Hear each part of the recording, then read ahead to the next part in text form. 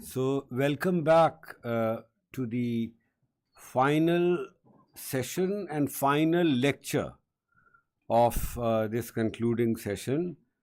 And very appropriately, uh, we will listen to the main sutradhar of this program, Dr. Sudhir Suthar, who teaches at Center for Political Studies, and he did his PhD in my center, and I have the honor of being his supervisor.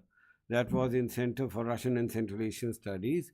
But after shifting to CPS, Sudhir, among the many other areas that he continues to teach and pursue and research, he took up the agrarian issues, and in the last 5, 7, 8 years, he has done extensive surveys within the country. He has published it in the shape of a book and also some very good research papers. And it was in connection with this that he traveled to Russia, and the idea of inviting a Russian agrarian sociologist with deep understanding of agrarian issues and question to India. This is important because, I mean, we have been talking about BRICS, and in SIS, almost every day, one professor or the other would be speaking on multilateralism or on regionalism or BRICS or some such other organization. So we are quite habituated to listening to this. But listening about these issues from the perspective of Russia, which is one of the founding members and very important country in so many ways, which I talked about during my lecture on the first day after inaugural session. So we have had all this. Now we are moving to the concluding session, and the title is also very apt for the concluding session, for the final lecture, which is BRICS and International Political Theory. So let's listen to Dr. Sudhir Suthar, and then we will have some suggestions and comments. All right. All right. You will move there. Yes, of course. Thank you very much for that kind introduction. Before I start, I must say what Professor Pandey said, that he had the honor to supervise. I must say that it was my pleasure, honor, and frankly speaking, whatever I say is not enough here. We share a different long relationship, which has multiple shades, and this started with the supervision. But I'm so glad that from there it has flourished. It has gone on, and we share a long bonding and relationship. And I'm sure many of you who will continue your PhDs would soon realize what does it mean to have a mentor with whom you can have a bonding, and you can say this, that you share a different relationship which goes on for decades. So thank you so much, sir, for all the help, all the mentoring, all the wishes, everything. Now friends, this topic which you see here is quite popular and not unusual in Center for Political Studies, because in Center for Political Studies we do have a lot of discussion about political theory. But when it comes to international political theory, you will not hear much in School of International Studies.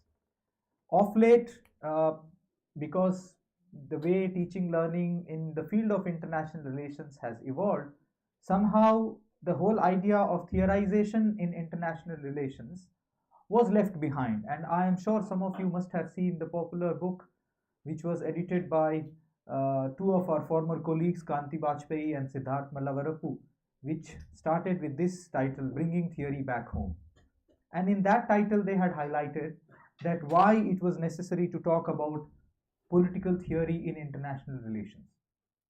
Now, before I start this presentation, I wanted to make a couple of points about the backdrop in which I attempt to do. First, it's a work in progress. I haven't really worked much on it yet. I'm still trying to learn. And in case you see some error, please forgive me. And I intend to develop this idea further. Secondly, thank you, my dear friend, Professor Nikulin, who has actually tried to create the groundwork for this discussion today in terms of providing so much of empirical information, putting before all of you, giving you a snapshot about how the idea of BRICS look from different countries. And I would say that we usually have a one-dimensional view which comes from the country to which you belong. Professor Nikulin gave us a multi-dimensional view of BRICS. And I'm very sure that is going to contribute to our understanding about the organization or multilateral forum called BRICS. Now, what I intend to do here is talking about how do we look at the idea of BRICS in political theory, international political theory. Now, when I say international political theory and BRICS, what do I mean by that? Specifically, I mean that what kind of generalizations we can draw from this entire process of evolution of the idea of BRICS. Is it something which is very specific to what we have been calling as global south, post-colonial, decolonial, or some of the member countries, or there are wider conclusions and lessons which we can learn from it? So this is what I'm going to talk to you in next 20-25 minutes, and this entire presentation is broadly divided into these 4 parts. Firstly, we will talk about what are the existing international political theories. Some of you are already familiar with it, but we will try to look at it from the perspective of the discussion about BRICS. Secondly, the discussion about alternatives. You must have heard this word being focused time and again from the first lecture onwards. Now, when you say alternative as a conceptual category, what does that mean? What do we mean when we say alternative? Is it a choice? Is it something different? Is it something unique? Is it something common? Or what exactly it is? We will talk about that. In the third part, I'm going to talk about why do we talk about BRICS when we talk about international political theory. And finally, in the last part, I would talk about what kind of epistemological interventions we can draw from this entire exercise. Now, let me try to give my conclusion beforehand. So what I'm going to basically try to argue is that initiatives like BRICS should be seen as actually a bottom-up approach, where you see emerging societal level changes in a group of countries which have pushed these states and their leaders. In other words, the logic of choice which we have been talking to go for an alternative is actually a social choice which has been emerging from the kind of changes which are emerging in these countries. Now, what does that mean? It means that the whole idea of BRICS, I am looking at it from a bottom-up perspective. But when I'm talking about bottom-up, what does that mean? It means that the demand for such a platform has emerged within these countries in various forms. Some of these forms Professor Nikulin already highlighted. We will have a brief discussion about these in this conversation. The second part, which I'm going to talk, that despite this bottom-up approach, what we see here is a procedural alternative rather than a substantive alternative. Okay, we will I will elaborate on this point later on. Firstly, why international political theory? Just a second.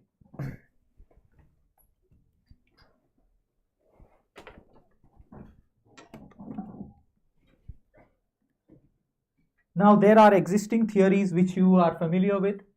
Usually we look at 4 different branches of political theory, starting from structural realism, then we talk about neoliberalism, we go on to constructivism, and then we have post-structuralism. Now, if you talk about BRICS, what kind of conclusions we can draw. And I am teaching international politics course in CPS this semester, and I have been focusing on some of these conceptual categories. I thought of linking that with the kind of discussion which we had in 5 days, and I attempt to do that. Now, when we say structural realism, basically what we focus is a structure which is emerging as an externality. There is a situation which is emerging outside somewhere and which is determining the kind of behavior which we adopt. Now, if there is a global warming outside, it is increasing the temperature inside this room, and we all are doing like ha ha ha ha. Some of you are actually doing it. Now, that's an external condition. The other internal condition could be the temperature of this room, which we can change. But as a structure, when we talk, what do we mean about it in this context? And friends, let me just share it, that if you look at most of the discussions which we have had, they have been telling us that there are external situations changing, and therefore the idea of BRICS is emerging. Now, what is that external condition? The first and foremost external condition is when there is a global structure which may not be responsive enough to the demands of some of the states, or there is an economic change which is happening. There are aspirational states who are not satisfied with the existing structure, and therefore they want a place in it.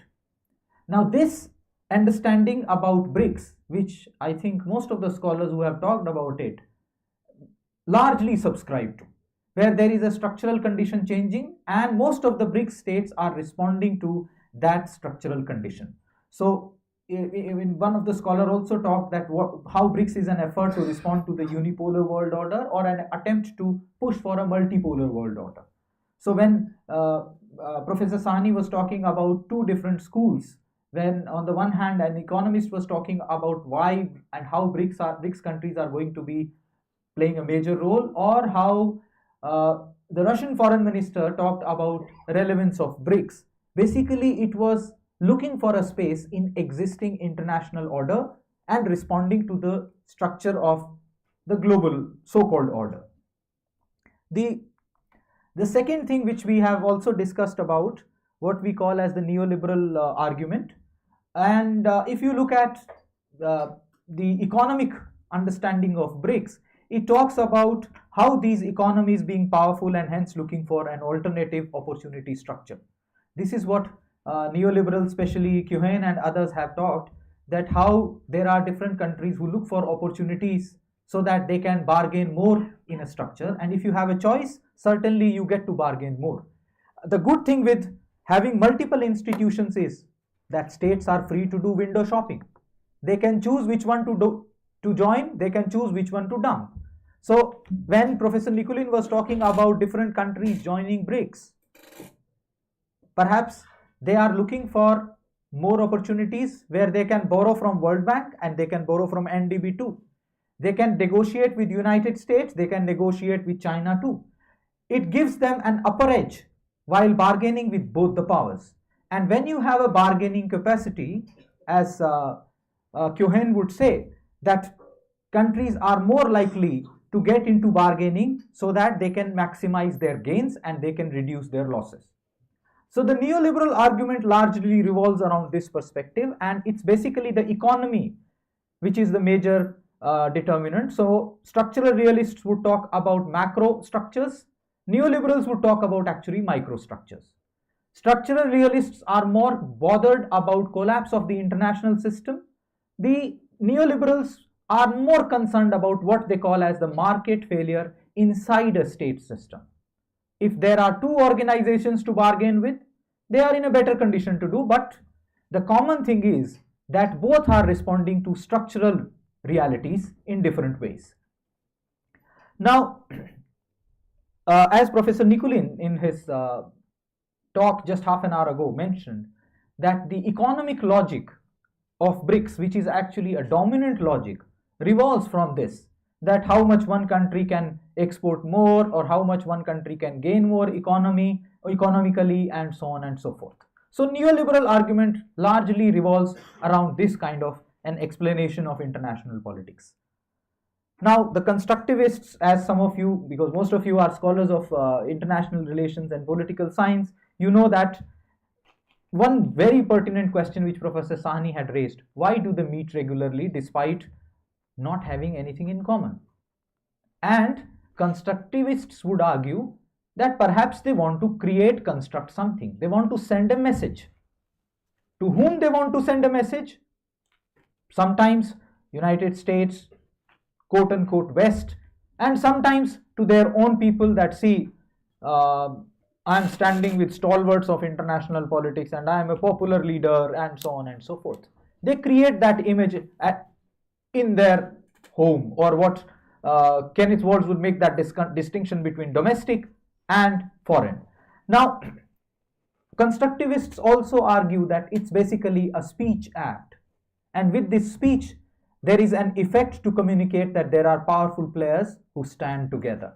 So if you look at most of the photographs of BRICS countries, they try to tell you, I can say, all men who want to show that, see, we can still dominate and we have power in our hands. So don't think that we do not matter. Now, standing with these nations sends a message to the international institutions and leadership. And when Donald Trump reacted, as Dr. Rajan Kumar mentioned, their purpose was fulfilled, because that's what actually they wanted to communicate. And when Donald Trump reacted, it meant that they were troubled by the phenomena called BRICS. Now, the narratives like civilizational initiatives and others are also, in the process of creating a political narrative. So, a few days ago, a popular Russian philosopher, Alexander Dugin, was here, and he was saying it was a very bold argument to make. In fact, he said that there are 3 countries who can actually dominate the world, and you would be surprised to hear the 3 countries which he talked about. It was India, it was Russia, and it was United States. And Dugin also argued that there are 3 leaders in 3 countries who have lot in common, and these 3 leaders can come together and change the fate of international relations. It's not India, Russia, China. It's not BRICS, India, Russia, and US. Now, he said that, and Professor Nikulin had also highlighted it time and again, that there are civilizational states and there are frontier civilizations, and in this initiative both have started coming together. So there is a societal logic in international relations which functions and which tries to communicate something different by posing, something different by meeting every year, and perhaps trying to enhance their capabilities. But they are also trying to do one more thing, which is they are trying to communicate who is their friend and who is their enemy. So as Alexander Wendt says, that the friend and enemies in international relations are not fixed, they are constructed. And there is a process of construction of this friendship and animosity. Now, how does that happen? BRICS provides an alternative. So these are the 3 different readings, and the 4th reading, which has become very popular in the last 2 decades, what we call as post-structural analysis in international relations, which says that you don't need to look at the structure, but what you need to look at is individual agents, especially leaders, their actions, or maybe the societal factors, how do they operate. Now, these are largely the 4 broad pictures which we can see, and I'm really glad Professor Nikulin, before ending his previous talk, did mention some of the points which I'm going to build upon. Now, this point which occurs time and again, the alternative. Now, what do we mean by an alternative? In political science, social sciences in general and political science in particular, we have a long debate about what we call as a choice. So you have a rational choice, you have a public choice, you have a social choice, and maybe you have other forms of choices, for example, constrained choice as well. Now, when we say alternative, what do we mean? Does it mean that we are actually talking about a different choice? Now, what would that mean? It means that there is nothing different in substance perhaps, but still there is a choice. Good example would be Hindustan Lever selling Lux as well as Lifebuoy. When we go, we feel, okay, forget about Lux, I'm going to buy something different. you don't even realize that you are not buying anything different. Actually, you are buying the same thing, but because it has been named differently, it appears to be different. The second is, which is very popular in political science, is it a different strategy? So, for example, when you talk about India's look east policy or look west policy, or Russian foreign policy, when you debate policy about Near East or looking at the West, is it a different strategy to redefine your goals or achieve different goals? Or the final thing about an alternative, is it a different imagination altogether? So, for example, there are new concepts, there are new ideas, and there is a new strategy. A good example of this can be a unipolar world order or a bipolar world order. Interestingly, if you see, in a bipolar world order, Kenneth Waltz argued that that is most likely to provide more stability in international order. But there were others who said that a multipolar world order perhaps could be more democratic and therefore more sustainable rather than a bipolar world order. Why? Because in multipolar world order you have more choices. Now, the point about more choices is about largely the two things, one with the choice and the second one with the strategy. It's not exactly the third point. The idea of alternative is very prominent in economic sciences. For example, when you say development, do you have an alternative? So, for example, do you have alternative which focuses more on, let's say, rural and agrarian sector, or an alternative which focus more on manufacturing, or you want to choose a model of capitalist economic development or a socialist economic development, or perhaps what India chose, a mixed economic model. So you have three different things and you try to opt for any one. Now, when we are talking about alternative, how does it fit in case of BRICS? That's the core question I wanted to talk to you about. Is this actually an alternative imagination when we are talking?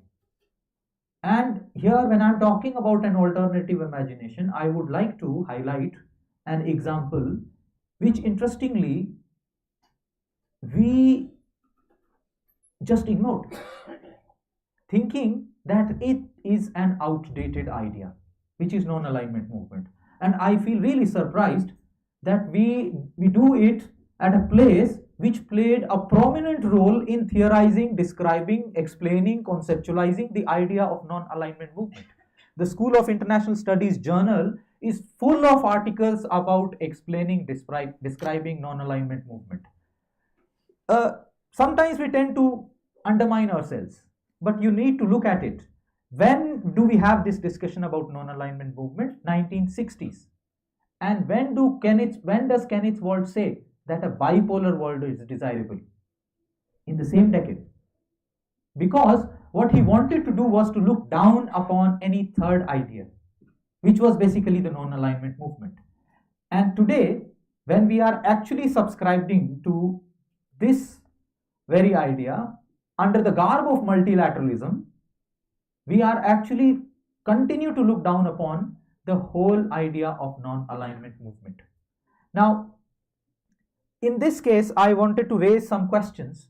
So, my attempt here is to not to give you exactly the answers, but perhaps to pose some questions which we can think about, we can ponder over. And one is that, are we really operating within the same conceptual or theoretical domain while talking about BRICS? Or, so here I am talking about some of the examples by which I would like to say yes.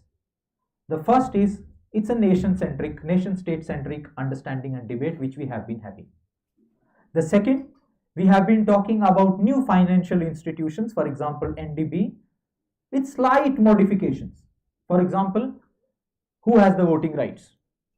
That is the difference. But if you look at, Professor Nikulin had shown us so many slides about priority areas of NDB. And if you have noticed, there are 3 priority areas of NDB, and within those 3, 2 are more prominent. One is infrastructure development and second is connectivity. Most of the projects which NDB has been focusing upon belong to these 2 genres. The third one, which is a minor contribution, is about climate change. But NDB's priority area is not climate change. And again, the point which Professor Nikulin made in the end, not much about human development. Now, when I'm saying about human development, what do I mean? Basically, I mean about health, but I don't mean by health only about infrastructure. I mean health about accessibility. Education, accessibility. Water, the question of for accessibility. Merely creating infrastructure does not mean that there is an accessibility question. The discussion that we have had so far, I don't have to mention that we have been only talking up from a nation state centric understanding, because that's the larger, stronger frame from which we actually have a look at it. And let me share an interesting example which will tell you that why it is all the more prominent in case of BRICS. So there is a very popular book by James Scott. The title of the book is Seeing Like the State. And if you look at the chapterization of the book, it will tell you he has picked up examples of 3 major countries, the way they imagined, recreated, re-innovated their cities. First is Russia, Soviet Union at that time, second India, and third Brazil. And he takes about examples the way these 3 countries imagined their cities. And he says there is something common to look for. I'm not getting into those details, but it actually tells you that there was something different, something common which was happening. And what was that common? We need to figure it out. And finally, from a theoretical reference point, we have been looking at BRICS as a response to the emerging power politics at the global level. So basically, it is a retaliation to what is happening in other parts of the world. And where is our space in that so-called global order? Now, basically the idea here is to put a rupture to this understanding. In what ways? And again, thanks to Professor Nikulin who highlighted this question, the nature of domestic elite who are actually transnational in nature. What do I mean by that? You see how the migrants and diaspora have reshaped the very idea of a nation and its identity.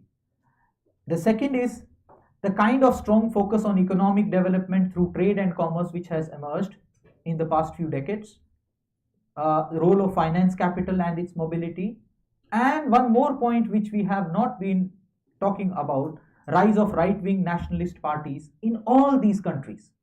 In fact, rise of nationalism in this way, the mobilization on the nationalist lines is actually becoming a global phenomenon. You can see it in Europe, you can see it in Latin America, you can see it in South Asia, you have seen it in the neighborhood, and you can see it in United States. Now, this phenomena of nationalist, right-wing nationalism, which is also called a populist phenomena, is this something which is only domestic in nature, or is it something which is actually transnational in nature? That is a question, I think, which is a key question we need to look at. And then I come to this part, why do we need to talk about BRICS in this context? What is the approach here that I'm talking? It's the point which I'm trying to highlight, that perhaps what we need to look at is the interaction which is emerging in each of the countries and pushing the elite to look for a narrative of an alternative. So this whole idea about narrative is not a natural phenomenon. There is actually some push where these countries have to talk about alternative.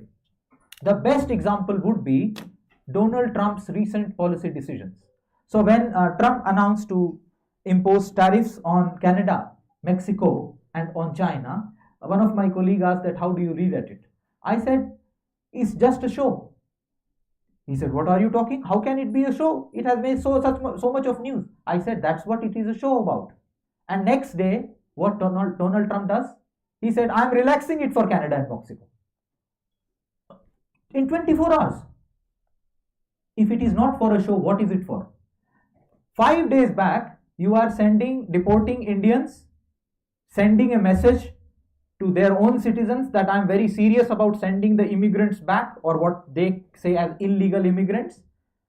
And 2 days after that, meeting Indian Prime Minister and promising that we will sell you aircrafts. And we have wonderful deal on nuclear reactors. What is that? Is it really not to create a show that I am an alternative of so-called liberal politics in the United States? They were not able to do this. See, I am the one who is able to do it. And then the next show is, I am going to end the war. And then he says, I have spoken to President Putin and Zelensky, and both of them are saying that, okay, we are willing. They have always said that we are willing to sort it out. They have never said that we don't want to do it. So what is unique about it? Unique is Trump saying it. So it's a facade. Create a show that there is an alternative. So it's a mutual exercise. It happens everywhere. The question is that why there is a demand for an alternative. The second is that there are elites who are forced to move towards categories like decolonizing, post-unipolar world, multipolarity, challenging the Western hegemony, etc. Now, why?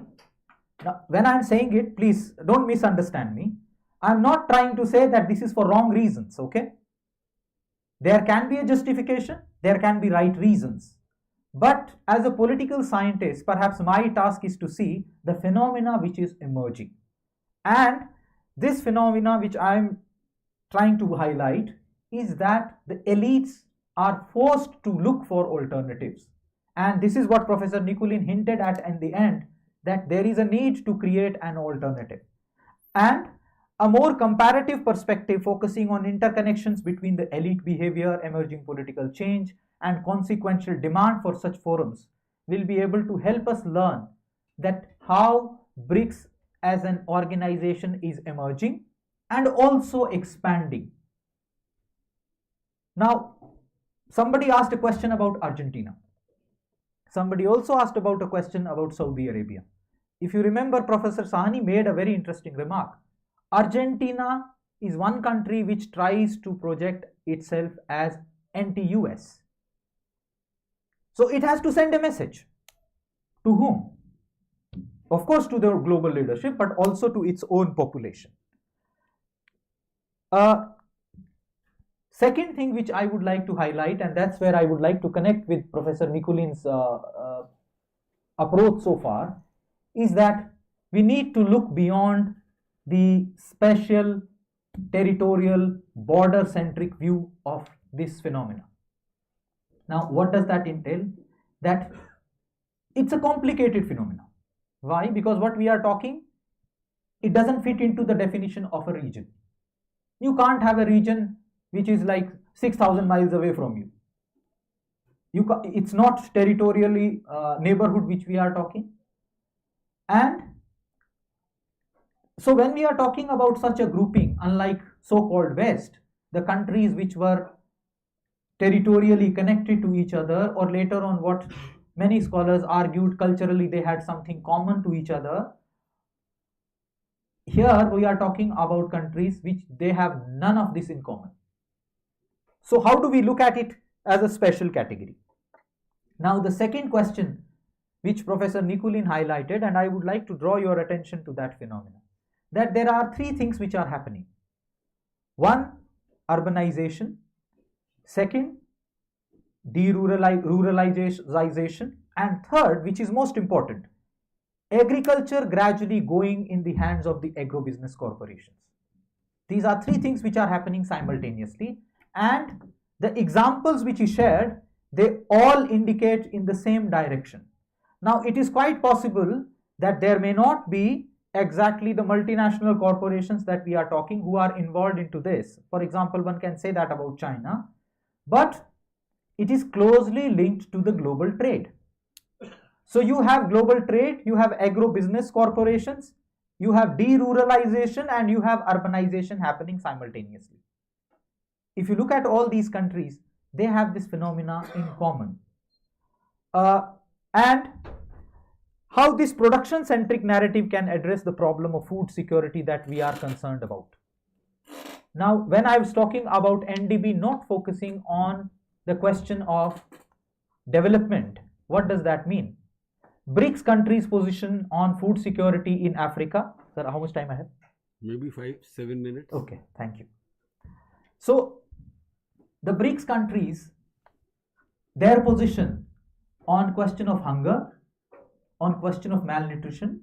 See, in case of Africa, has there been any real substantive intervention by the BRICS countries? They have shown concerns about it, but I think as an alternative platform, more needs to be done. Now, what is that? I'm not answering because I don't have an answer. But we need to think about this question. And finally, how to address the problem of depopulation on the one hand and increasing pressure on the cities on the other. I remember in this very building in 2016, we had a seminar, and Professor Dipankar Gupta, P. Sainath, and Prabhat Patnaik, three of them highlighted one thing, that India cannot afford a West-like trajectory of city-centric development because our cities can't handle that much of pressure.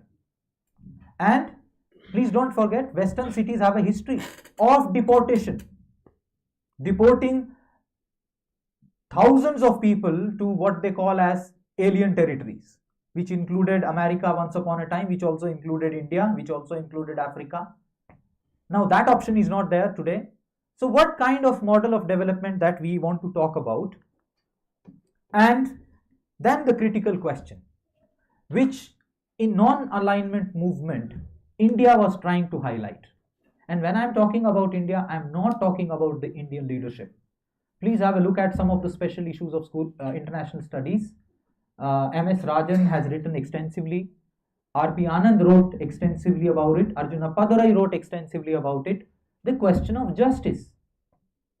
Now, what happens to that question? Usually we think justice is a constitution-centric phenomena of domestic politics. Friends, it is not. It's a global question. Now, the question is, how do we raise that? And the question of international justice, which focuses on reciprocity, coexistence, but at the same time, state-centric view of justice. What BRICS has been trying to do so far is subscribing to this view only, where what we say that, okay, we want to continue to do the same, but we just want a different variant of it, where I am also a partner. The problem right now seems to be only of non-representation, not with the fundamental character of some of the institutions. Now that is a big question, because if we are not posing a fundamental, so just think of an issue. What if tomorrow all these institutions stand up, say that, okay, fine, let's have India, China, South Africa and everything, everybody on board on all these institutions in a major capacity. Is the problem solved? I don't think it is solved, because there are more fundamental issues which are at stake. The question is, what are those fundamental issues? Now, if you have a state-centric notion of justice, if you have a debate about international justice, the fear is that a state can return to its original position any point of time. It can return to war, it can return to war crimes, it can return to violation of human rights as and when it wants. So today United States decided that international criminal courts comments or decisions against Netanyahu are unacceptable, so therefore it is not going to agree with whatever they have said. Now there is a clear shift in the position. WHO, the United States today decides, sorry, we don't want to pay for it. In other words, there is not a commitment to the human health, because had that been the commitment, then perhaps a country would not decide to withdraw unilaterally in this manner. The idea of global justice, on the other hand, would actually entail a wider canvas, where it would talk about people, their concerns, ensuring their security, talking about accessibility, or maybe much more wider questions. What are those wider questions? Perhaps we need to think about that. And as I said in the beginning, that this idea of justice is more about procedural justice rather than talking about substance.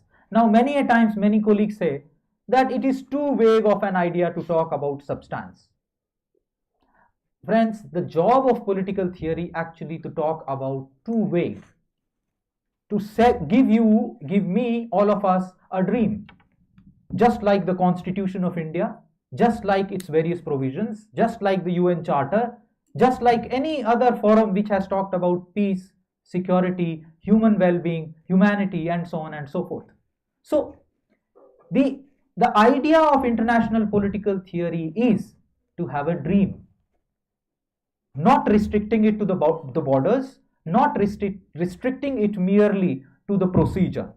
And I would like to argue that in the present state, the way we have been conversing about BRICS, we are getting into what John Agnew had said, a territorial trap actually. Now, and then, as I said, that what about the idea of global justice, which actually India was trying to talk about when it was speaking about non-alignment. I'm not going to talk about it. I think it's an interesting thing to go back and read about non-alignment and how different scholars contributed to it.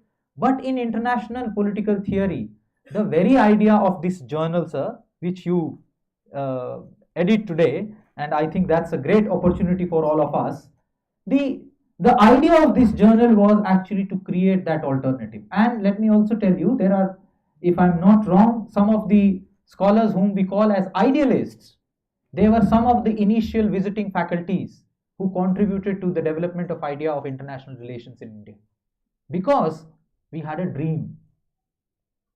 And I remember in one of the conferences which Russian and Center for Russian and Central Asian Studies organized, in which Professor Pandey was introducing the theme, and if I remember it correctly, he was talking about Shakespearean idea of a great tragedy, if I'm not wrong.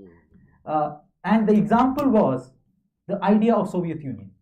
And if you look at, Professor Dhruv Rana was exactly talking about that when he said science as an activity which belongs to humanity, not to West and not to East, neither anti anyone nor post anyone, neither posing against anybody nor sending a message, but standing for humanity. I think that message, which different countries gave it in various forums, it is necessary for us to remember that moment, and therefore we should not forget history. So the first lecture which Professor Pandey delivered, and he talked a lot about history, I think unfortunately there is one lesson which we have learned from history, is that we don't learn from history. We tend to ignore it. I think it's time when we need to be cautious. We should not actually be doing that, because human race can't afford one more world war, and it is necessary to think going beyond. Now, in this context, the question I want to raise is, do these states really want to share what John Rawls has called as public goods, or they just want to trade? Because if they want to share, then the entire worldview of higher grain production, petrochemicals, metals, or for that matter people and their sharing would be very different. We will see a world where you don't need visa and other documents to travel. We may have a world where you can go wherever you want, which existed once upon a time. Not once upon a time, in fact. I think 120 years ago, the world was free. There was no visa regime. Visa regime is a 20th century phenomenon. Passport and visa regime both. So the focus I would like to say here is on what I would like to call as the transnational socialization. And when Professor Rana was talking about it, he was exactly indicating to this. When we reach out to different countries, their people, not because we want to trade, but we just want to meet and learn. This kind of socialization is something which is the bedrock of human development. Please read interaction between Persian scientists and scientists who were learning science in so-called West.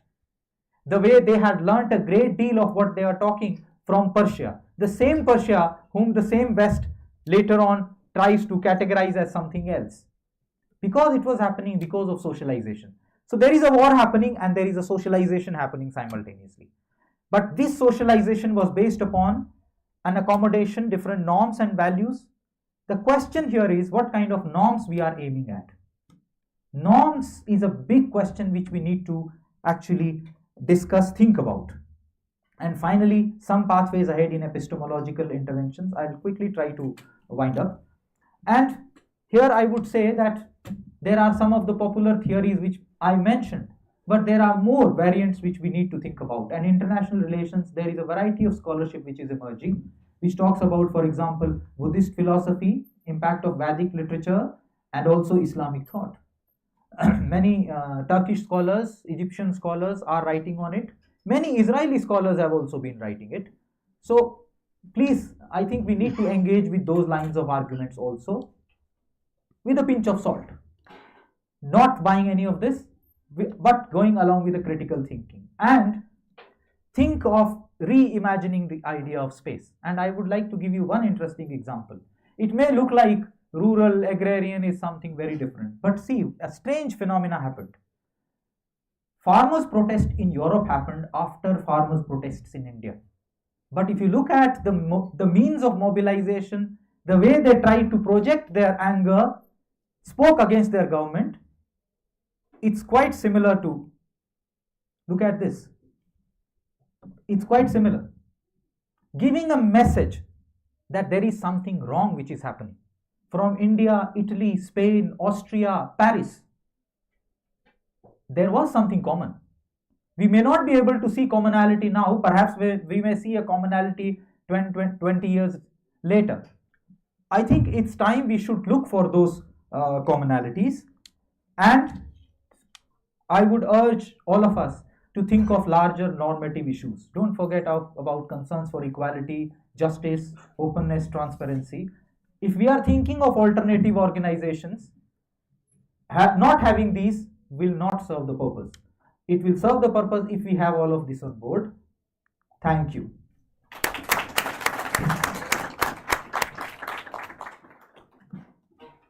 Well, Dr. Sudhir said he will speak for 25 minutes. He spoke for 50 minutes, but the thing is that the lecture was so well knitted. Also, it was like, all right, loud thinking on many of the issues, which are very fundamental. The way he tried to relate BRICS to the original experiment with creating alternatives, which was NAM. And he very rightly said that throughout 50s and 60s and 70s, there was an attempt to portray the world as bipolar, discounting these 100 plus odd countries who together constituted the non-aligned movement. He also talked about BRICS as a grouping which talks about power politics, or which believes that the power politics which was pursued by the superpowers or great powers is no longer relevant. Now that reminds me, since I have been a student of history, I teach history more than political science or IR. The first clear enunciation of this approach was done by Nehru last 2 days back or 3 days back. I said how the idea of Asian solidarity, Afro-Asian solidarity, global South or third world, it all started even before independence in April 1947 with the first Asian Relations Congress. The second was 49, and Afro-Asian was banned in 1955. The first clear enunciation of idea of non-alignment was on 7th or 9th of September 1946, when, as the head of the interim government, Nehru said, as far as possible, we would like to keep away from power politics of blocs aligned against each other, which have in the past led to world wars and which may in future lead to wars on a greater catastrophe, something like that. So the mention of power politics and the need to look beyond power politics was done even before independence, and it continues to be done, as Sudhir has shown. Now, some of the problems that BRICS faces, which he mentioned in one of the slides, but territorial trap. The major way in which BRICS makes a departure from other regional organizations or associations, the most successful of which was EU, ASEAN being the other successful experiment, and there are others. Those were regional organizations in the sense that the members had territorial geographic contiguity. They normally had some similar common historical cultural experience. There was some civilizational, cultural or historical connect among the members. The best illustration, of course, is EU. And often there was some ideational or ideological moorings or platform, democracy or ASEAN way, which is, of course, vague. When it comes to BRICS, there is a difficulty on all these counts. There is no geographical contiguity. There is no common historical cultural experience that all the members of the BRICS share. There are no, one can still find certain ideas. Sudhir talked about power politics, but the way EU believes or propagates democracy or human rights, the way ASEAN propagated ASEAN way, it's not there in case of BRICS. There is another problem. All the other previous organizations, most of them at least, had one common enemy. It was a state, a bloc, or an ideology. For the EU, for NATO, it was communism, it was Soviet Union. For ASEAN, although they never spelt it, but it was China. GCC, it was Iran. So in each case, there was a clearly identified enemy, although they would not always openly talk about it. Again, when it comes to BRICS, that is missing. Who is the enemy? In the last many lectures, the speakers contended that the BRIC countries do not always see eye to eye on the issue of whether it is an anti-Western organization. Non-Western, well, it's more or less agreed upon. But anti-Western, there is a problem. So there are problems.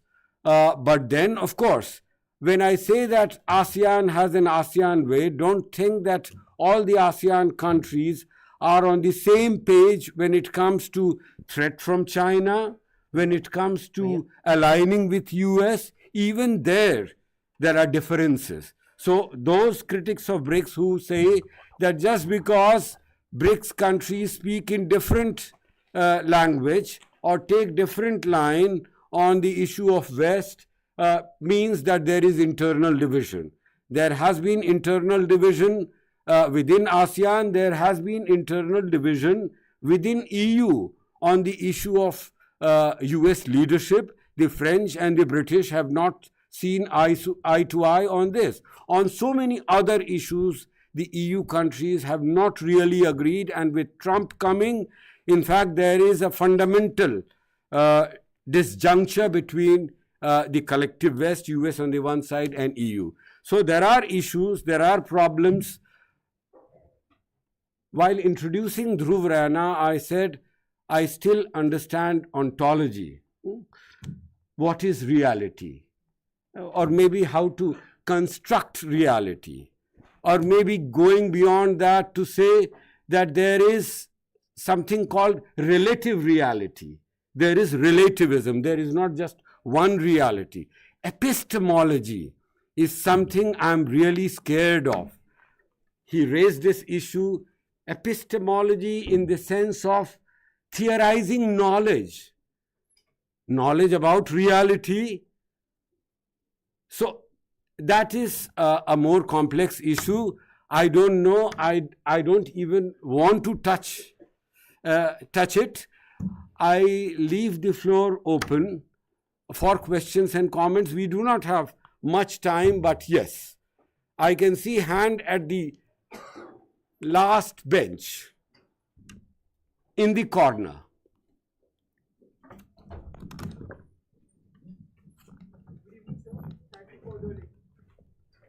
रुक जाओ and be very precise. Please do.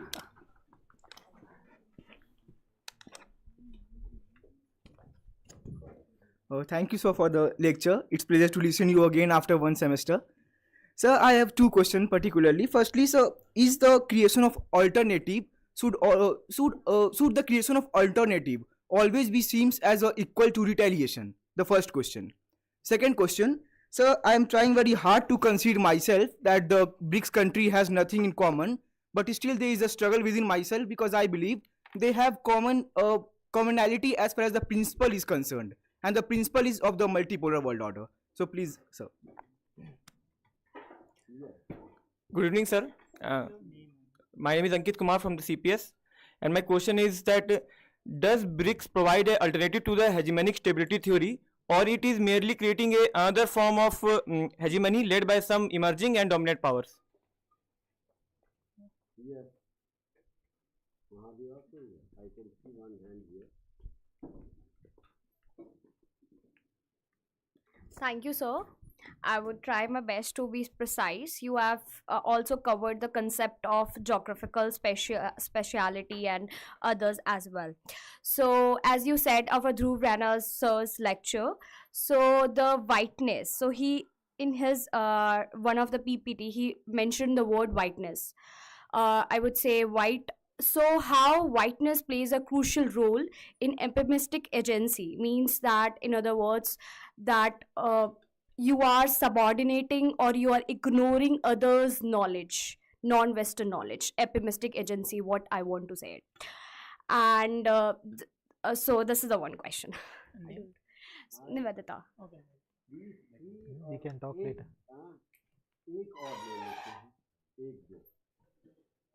We can have another round, although the time is limited, but we'll see.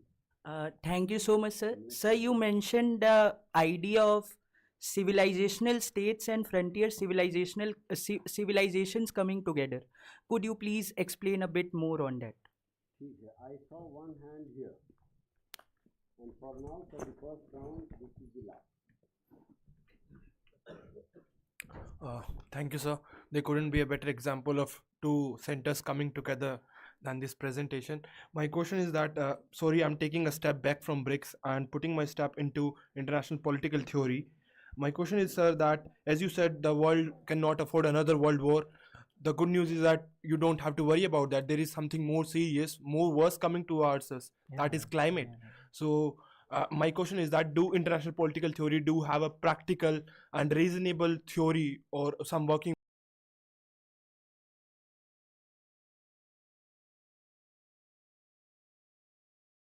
change?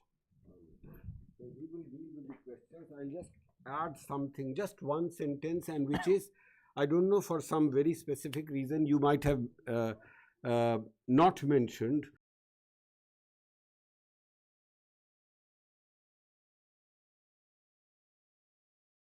Polar and multiplex.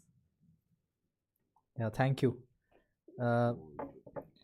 So I will try, because I don't think there are some questions which I was unable to really think about. So you said first question was construct.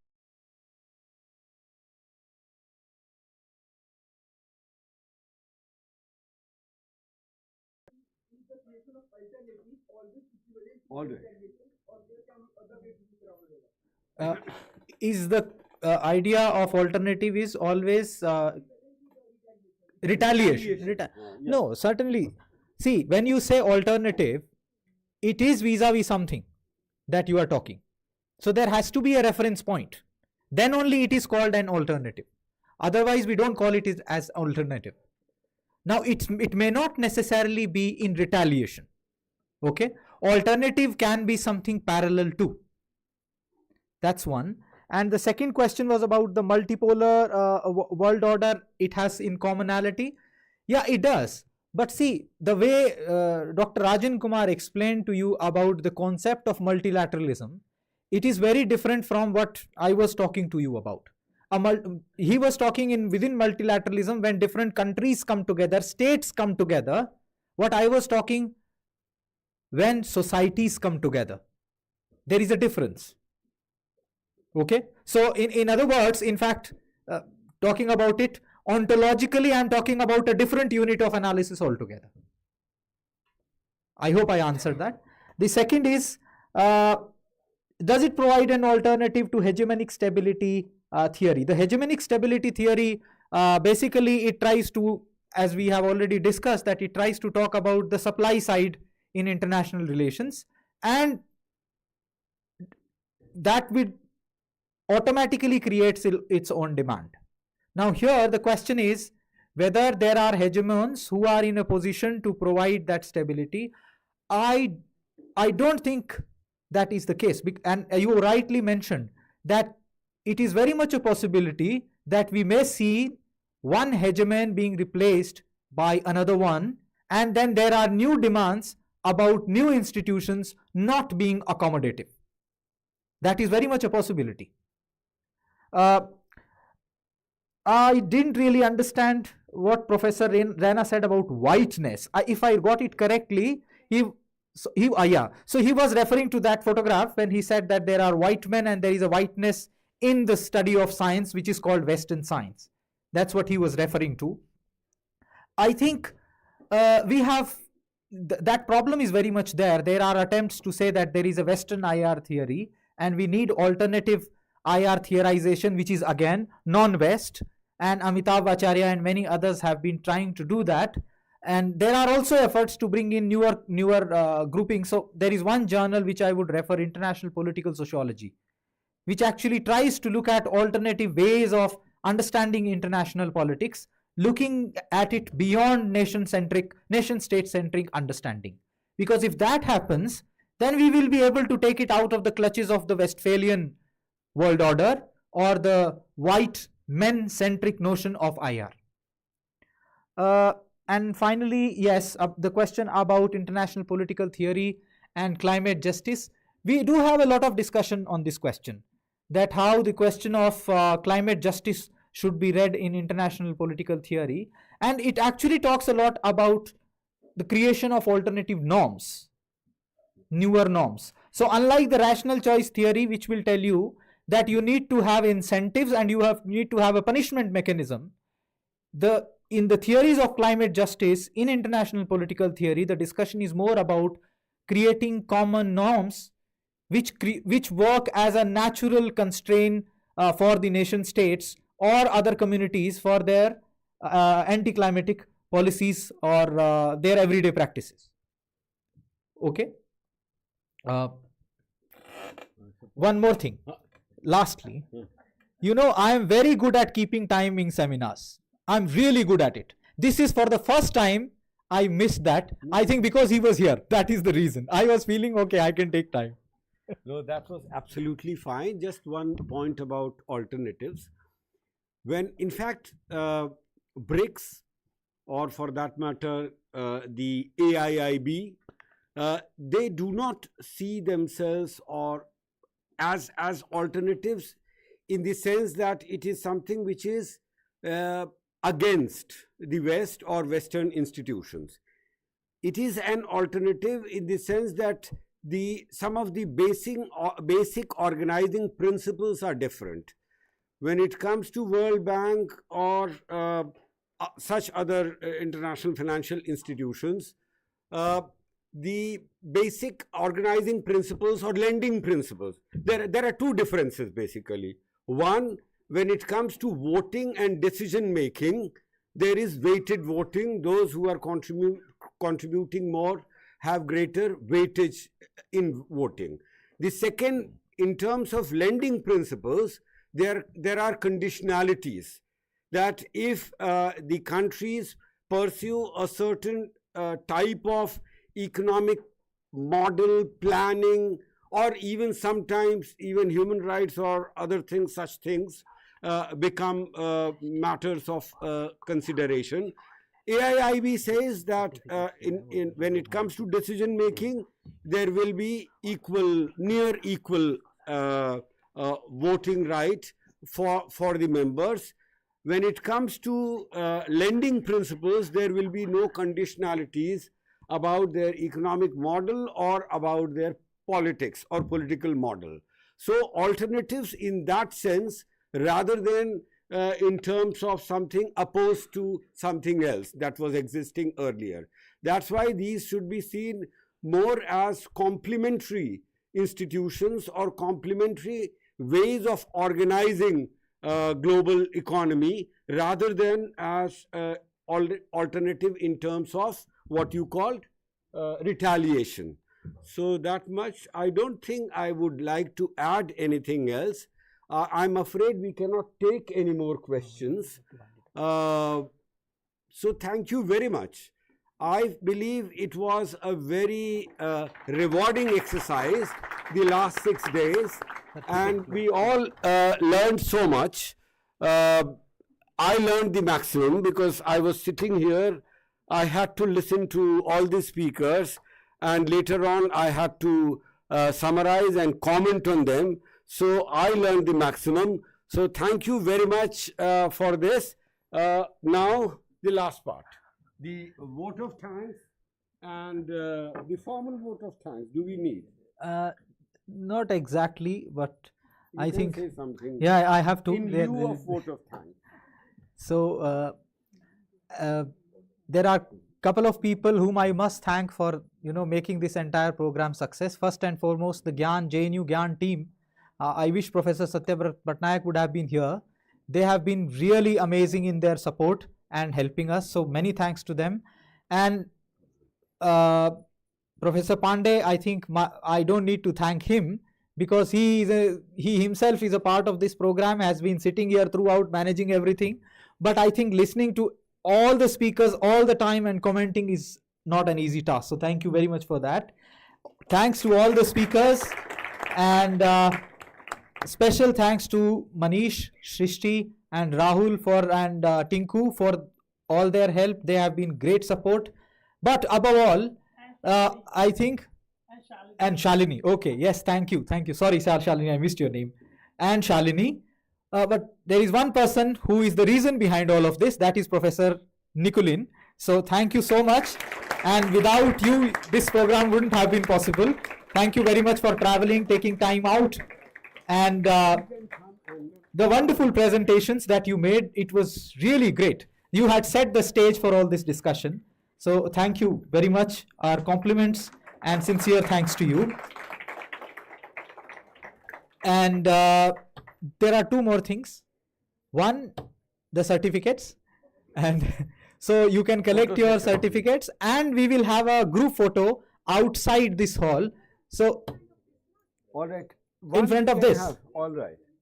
इतने सारे लोग आएंगे नहीं, मुझे लगता है. हाँ, नहीं, इधर नहीं आएगा. We will have a photograph outside. You guys are good at it, and you must be having better cameras than what we have. So please stay back for 2 more minutes, and you can collect your certificates from Manish and Shrishti. Yes. So Professor Nikulin wants to say something. Please hold on. Please. Dear colleagues, dear friends, for me it's a pleasure and to honor to be in this auditorium. Dear professors, you have great students. It was a wonderful mutual job, and I'm very, very appreciated for this opportunity to teach this course and to discuss so many interesting questions. So great. Thank you again. So one You have to thank all of them. All right. And finally, this program was for all of you, for all those who registered and all those who could not register but still came every day. They were more interested in listening and learning and contributing. So thank you all for being part of this. I can assure you, with the reports that I got, this perhaps will go down as the most successful GYAN program among the 10 odd that was held in JNU. And the fact that all of you decided to be a part of it, we are really thankful to you.